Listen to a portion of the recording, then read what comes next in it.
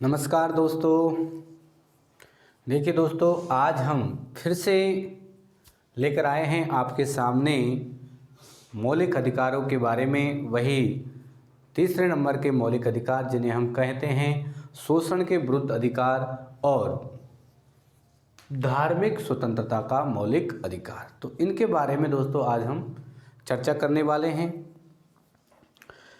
देखिए दोस्तों, अगर हम बात करें भारतीय संविधान के अनुच्छेद 23 और 24 की, तो 23-24 के अंतर्गत भारतीय नागरिकों को शोषण के विरुद्ध मौलिक अधिकार भारतीय संविधान ने भारतीय नागरिकों को प्रदान कर रखे हैं। दोस्तों देखिए, अगर हम बात करते हैं दोस्तों शोषण के विरुद्ध अधिकार की, तो इसमें हम सबसे पहले बात करने वाले हैं दोस्तों अनुच्छेद 23 यानी कि 23 की।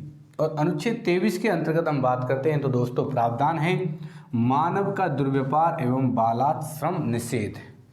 देखिए, इससे आशय ये हैं दोस्तों, प्राचीन काल में क्या होता था दोस्तों कि दासों को खरीदा और बेचा जाता था। यानी कि जो सामंत होते थे, बड़े बड़े जो राजा महाराजा होते थे, वो कहीं न कहीं किसी न किसी प्रकार से उस समय दासों का क्रय विक्रय किया जाता था। तो दोस्तों जो अनुच्छेद 23 है, इसके तहत अगर हम बात करते हैं तो मानव के दुर्व्यापार और बालाश्रम पर प्रतिबंध लगाया हुआ है। जैसे हम बात करें मानव में, चाहे पुरुष, स्त्री या महिला, पुरुष, स्त्री, महिला या फिर हम कहें कि बच्चे, तो इनकी जो खरीद फरोख्त है यानी क्रय और विक्री का जो खरीद व बिक्री का जो मामला है, उस पर क्या है दोस्तों प्रतिबंध लगाया गया है अनुच्छेद 23 के तहत। यानी कि हम यूँ कहें कि पुरुष हो, चाहे महिला हो, चाहे बच्चे हों, उनकी किसी भी प्रकार से उनको खरीदा नहीं जा सकता और उनको बेचा नहीं जा सकता। इस प्रकार का प्रतिबंध भारतीय संविधान में अनुच्छेद 23 के तहत लगाया गया है। इसी के तहत अगर हम बात करते हैं दोस्तों, तो दास प्रथा, वैश्यावृत्ति और देवदासी प्रथा पर भी पूरी तरह से प्रतिबंध लगाया गया है अनुच्छेद 23 के तहत। देखिए दोस्तों, अगर हम यहाँ बात करते हैं बालाश्रम की, तो बालाश्रम का अर्थ ये होता है दोस्तों कि किसी भी व्यक्ति को जोर जबरदस्ती उससे कार्य नहीं करवाया जा सकता, यानी कि उसकी इच्छा के विरुद्ध उससे कोई कार्य नहीं करवाया जा सकता। तो देखिए यहाँ पर देखो, हमारी संसद ने भी कुछ प्रावधान किए थे इनके लिए। देखिए इन कार्यों के लिए व्यक्ति को दंडित करने हेतु संसद ने एक अनैतिक दुर्व्यापार निवारण अधिनियम 1956 पारित किया था दोस्तों। कौन सा दोस्तों? अनैतिक दुर्व्यापार निवारण अधिनियम 1956 पारित किया था। इसी अनुच्छेद के तहत बात करते हैं दोस्तों बेगार प्रथा। तो बेगार का मतलब देखिए दोस्तों, मैं बता देता हूं आपको कि किसी व्यक्ति से काम तो कराया जा रहा है, मगर उसे उसका पारिश्रमिक यानी कि उसका मेहनताना अगर नहीं दिया जा रहा है, तो उस स्थिति को दोस्तों कहते हैं हम बेगार। तो इस प्रकार की जो प्रथा थी वह बेगार प्रथा। बालाश्रम का अर्थ है दोस्तों बंधुआ मजदूरी या बालाश्रम का, कि किसी व्यक्ति को उसकी इच्छा के विरुद्ध कार्य करवाना, वो कहलाता है दोस्तों बालाश्रम या बंधुआ मजदूरी। तो इस प्रकार की जो प्रणाली है, इस प्रकार के जो कार्य थे, इन सब पर अनुच्छेद 23 के तहत दोस्तों, यानी अनुच्छेद 23 के तहत पूरी तरह से प्रतिबंध लगा दिया गया है। आगे दोस्तों हम बात करते हैं अनुच्छेद 24 की। तो अनुच्छेद 24 में देखिए दोस्तों स्पष्ट लिखा है बाल श्रम का निषेध। यानी कि हम कहें, जैसे हमने कई बार देखा होगा, बहुत सारी खाने, खदाने या फिर हम कहें होटलों में छोटे छोटे बच्चों को हमने कार्य करते हुए देखा होगा दोस्तों। तो इस अनुच्छेद के तहत उन्हें कहीं न कहीं किसी प्रकार का जो संरक्षण वो प्रदान किया गया है। यहाँ पर लिखा हुआ है कि जो 14 साल तक के जो बच्चे हैं, यानी 14 वर्ष तक के जो बालक हैं, उनको खतरनाक व जोखिमपूर्ण कार्यों में नहीं लगाया जा सकता, यानी कि उनसे खतरनाक और जोखिमपूर्ण कार्य नहीं करवाए जा सकते। हाँ, ये जरूर दोस्तों इसमें थोड़ा सा प्रावधान ये किया गया है कि जो पारिवारिक व्यवसाय हैं उसमें बच्चे हाथ बटा सकते हैं। इस प्रकार की छूट यहाँ पर प्रदान की गई है। ठीक है दोस्तों। तो देखिए दोस्तों, अब आगे हम बात करें, इस प्रकार से हमने देखा कि अनुच्छेद 23 के तहत मानव दुर्व्यापार व बालाश्रम का निषेध, या फिर हम कहें कि मानव की खरीद फरोख्त पर प्रतिबंध और जोर जबरदस्ती कार्य व्यक्ति से नहीं कराया जा सकता, इस प्रकार की बातें अनुच्छेद 23 में समाहित हैं दोस्तों। उसी प्रकार हम बात करते हैं अनुच्छेद 24 की, तो इसमें बाल श्रम यानी कि बच्चों के द्वारा जो जोखिमपूर्ण और खतरनाक कार्य जो करवाए जाते हैं उन सब पर प्रतिबंध लगाया गया है, या फिर हम यूँ कहें कि 14 साल तक के जितने भी बालक हैं उनको जोखिमपूर्ण और खतरनाक कार्यों में, खादानों में, खानों में, इस प्रकार के जो कार्य हैं उनमें नहीं लगाया जा सकता। आगे हम बात करें दोस्तों अगले मौलिक अधिकार की, वो मौलिक अधिकार है धार्मिक स्वतंत्रता का अधिकार, जिसका उल्लेख है दोस्तों अनुच्छेद 25 से 28 के मध्य। देखिए अगर हम बात करते हैं दोस्तों अनुच्छेद 25 की, तो अनुच्छेद 25 में ये प्रावधान है, इसमें लिखा हुआ है दोस्तों अंतःकरण की स्वतंत्रता, यानी कि कोई भी व्यक्ति किसी भी धर्म को अपना सकता है, किसी भी धर्म का प्रचार प्रसार कर सकता है, किसी भी धर्म को मान सकता है। इस प्रकार की जो स्वतंत्रता है वो अनुच्छेद 25 के तहत भारतीय नागरिकों को दी गई है। परंतु देखिए दोस्तों, यहाँ अगर हम बात करते हैं तो किसी भी व्यक्ति से जोर जबरदस्ती या फिर हम कहें आर्थिक प्रलोभन के आधार पर किसी व्यक्ति के द्वारा किसी भी व्यक्ति से धार्मिक परिवर्तन नहीं कराया जा सकता, उसके धर्म को परिवर्तित नहीं कराया जा सकता। यहाँ पर स्पष्ट रूप से लिखा हुआ है दोस्तों, जबरन या आर्थिक प्रलोभन के आधार पर धर्म परिवर्तन कराना प्रतिबंधित किया है भारतीय संविधान के अनुच्छेद 25 के तहत। आगे देखिए दोस्तों, हम बात करते हैं इसी अनुच्छेद में हमारा जो सिख समुदाय है, सिख समुदाय के द्वारा दोस्तों जो कृपाण धारण की जाती है, वो कृपाण धारण करना दोस्तों धार्मिक स्वतंत्रता का अंग माना गया है अनुच्छेद 25 के तहत। देखिए दोस्तों, अगर हम बात करें कुछ इस प्रकार के जो प्रावधान, जैसे कृपाण धारण करना, केस, कंगा, कड़ा, इस प्रकार के जो कुछ वस्तुएं हैं जिनको सिख अपने साथ हमेशा सिख समुदाय अपने साथ रख सकता है, तो इस प्रकार के जो प्रावधान हैं वो अनुच्छेद 25 के तहत किए गए हैं। यहाँ पर लिखा हुआ है स्पष्ट शब्दों में कि सिखों द्वारा कृपाण धारण करना धार्मिक स्वतंत्रता का अंग माना गया है। इसी अनुच्छेद के तहत अगर हम बात करें दोस्तों, तो हिंदुओं की जितने भी जो भी धार्मिक संस्थाएं हैं वो अन्य सभी धर्मों के लिए, अन्य सभी समुदायों के लिए हमेशा खुली रहेंगी, अन्य समाजों के लिए खुली रहेंगी। इस प्रकार का भी प्रावधान इसमें किया गया है। और देखिए दोस्तों, हिंदुओं में हमने सिख, जैन और बौद्ध, इस प्रकार के जो समुदाय हैं उनको भी हमने हिंदुओं की श्रेणी में भारतीय संविधान के अनुच्छेद 25 के तहत रखा है। आगे बात करते हैं दोस्तों अनुच्छेद 26 की, तो इसमें लिखा हुआ है दोस्तों धार्मिक कार्यों के लिए या धार्मिक कार्यों के प्रबंधन की स्वतंत्रता।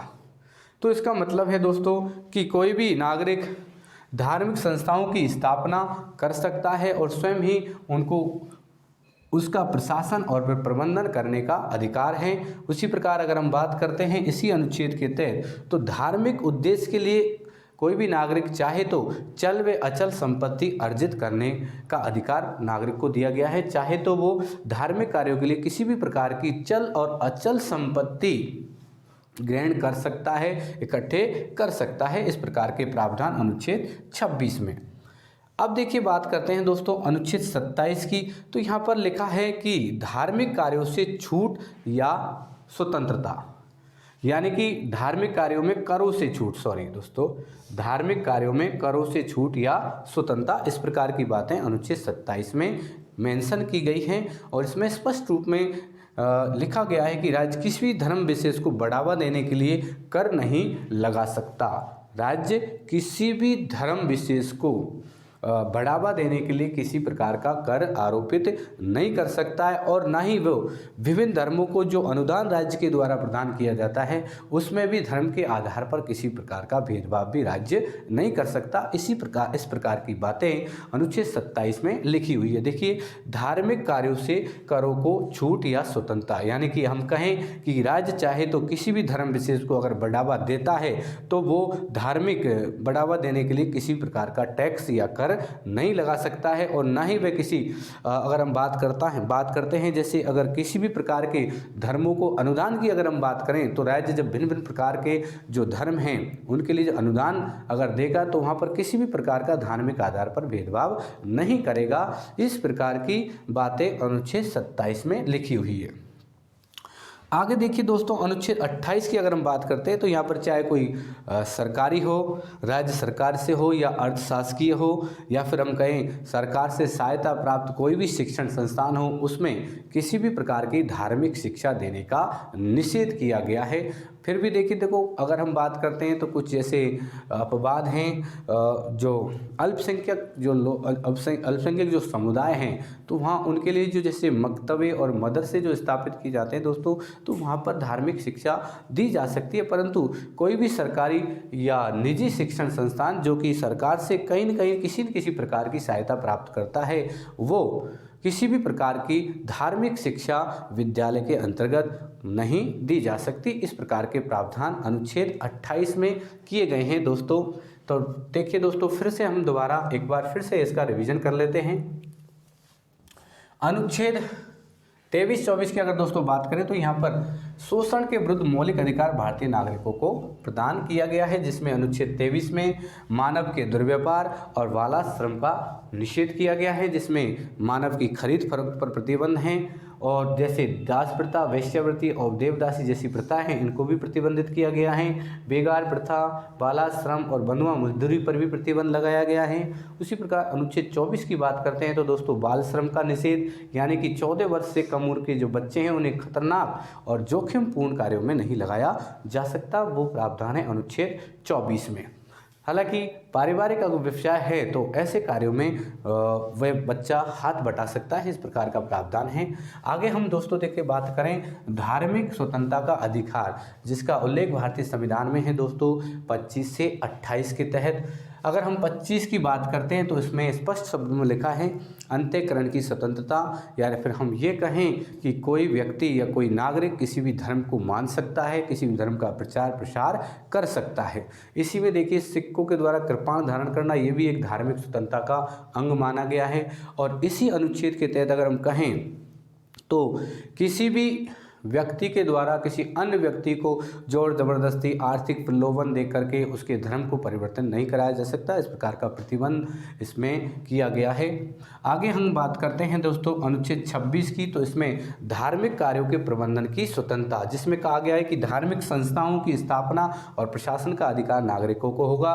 धार्मिक उद्देश्य के लिए चल अचल संपत्ति भी नागरिक अर्जित कर सकते हैं। इस प्रकार की बातें अनुच्छेद 26 में हैं, धार्मिक कार्यों के लिए प्रबंधन की स्वतंत्रता। उसी प्रकार अगर अनुच्छेद 27 की बात करें तो इसमें लिखा है धार्मिक कार्यों से करों को छूट या स्वतंत्रता, यानी कि कोई भी व्यक्ति धार्मिक कार्य करता है तो उस पर किसी भी प्रकार के कर या टैक्स आरोपित नहीं किए जा सकते, या फिर हम ये कहें कि राज्य किसी भी धर्म विशेष को बढ़ावा देने के लिए किसी भी प्रकार का टैक्स या कर नहीं लगा सकता है। और ना ही वे विभिन्न धर्मों को जो भी अनुदान राज्य देता है तो विभिन्न धर्मों को जो अनुदान दिया जाएगा उसमें किसी भी प्रकार का धर्म के आधार पर राज्य भेदभाव नहीं कर सकता। इस प्रकार का प्रावधान अनुच्छेद 27 में है।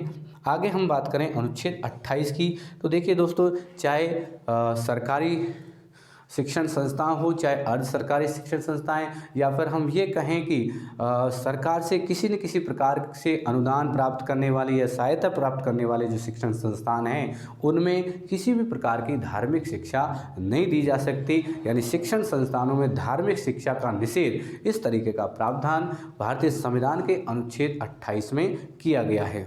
देखिए दोस्तों इस वीडियो में हमने दो प्रकार के जो मौलिक अधिकार हैं, शोषण के विरुद्ध अधिकार और एक धार्मिक स्वतंत्रता का अधिकार, इन दोनों का विस्तृत अध्ययन किया है। देखिए दोस्तों ये जो वीडियो अगर आपको अच्छा लगा हो और तो इस वीडियो को ज़्यादा से ज़्यादा शेयर करें, सब्सक्राइब करें और लाइक करना नहीं भूलें दोस्तों। थैंक यू, तब तक के लिए धन्यवाद। जय हिंद।